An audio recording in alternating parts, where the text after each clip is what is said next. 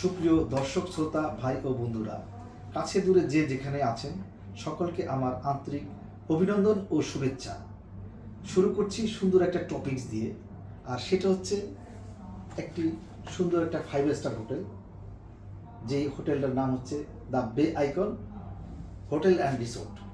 তো এনিওয়ে, আমি এখানে সুন্দর একটি ইনভেস্টমেন্ট করেছি।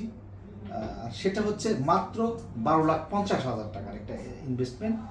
এটা আমি করেছি 125 স্কোয়ার ফিটের উপরে।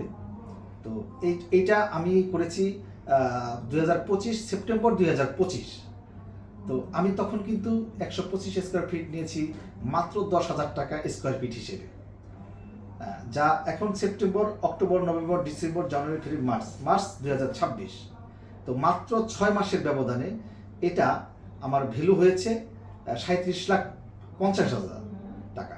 তো সেই ক্ষেত্রে আমার 30,000 টাকা পার স্কোয়ার ফিট এই মুহূর্তে হয়েছে। তো আমি আপনাদেরকে বলবো, তাহলে যদি আমি 12,50,000 টাকা দিয়ে যে ইনভেস্টমেন্টটা করেছি বা 125 স্কোয়ার ফিট নিয়েছি, এটা আমি যদি 37,50,000 থেকে বিয়োগ করি, তাহলে এটা আসতেছে 25 লাখ টাকা। তো আমি 6 মাসের ব্যবধানে 25 লাখ টাকা যদি হয়ে থাকে, তাহলে আমি যদি 6 দিয়ে ভাগ দিই, তাহলে আমার ভ্যালুটা আসতেছে পার মান্থে 4,16,666 টাকা। তো আপনি চিন্তা করে দেখেন, মাত্র 12,50,000 টাকা দিয়ে একটি ইনভেস্টমেন্ট করে আমি প্রতি মাসে আয় হচ্ছে 4,16,666 টাকা। তো এই ভ্যালুটা মাত্র 6 মাসের ব্যবধানে মাত্র পাইলিংয়ে গিয়েছে। আমরা অনুমোদন পেয়ে মাত্র পাইলিংয়ে গিয়েছি 14 তলার একটি 5 স্টার হোটেল। তো এইটা যখন 1 তলা, 2 তলা, 3 তলা, 4 তলা করে প্রায় 14 তলা হবে, তখন এই ভ্যালুটা কোথায় গিয়ে দাঁড়াবে? এটা আপনাদের কাছে প্রশ্ন রইল। তো এখন আমি যেটা বলবো, যারা এখনো এই সুন্দর ইনভেস্টমেন্টটা করতে পারেননি বা এখনো সে ভাগ্য আপনার হয়নি, আপনি ইচ্ছা করলে এখনো এই সুযোগটা রয়েছে।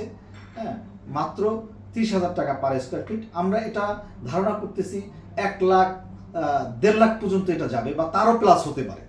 সো আপনি হিসাব করে দেখেন। আর আমরা কমিটমেন্ট করতেছি যে এই 5 স্টার হোটেলটা 2029 সালের মধ্যে হ্যান্ড ওভার করে দিব।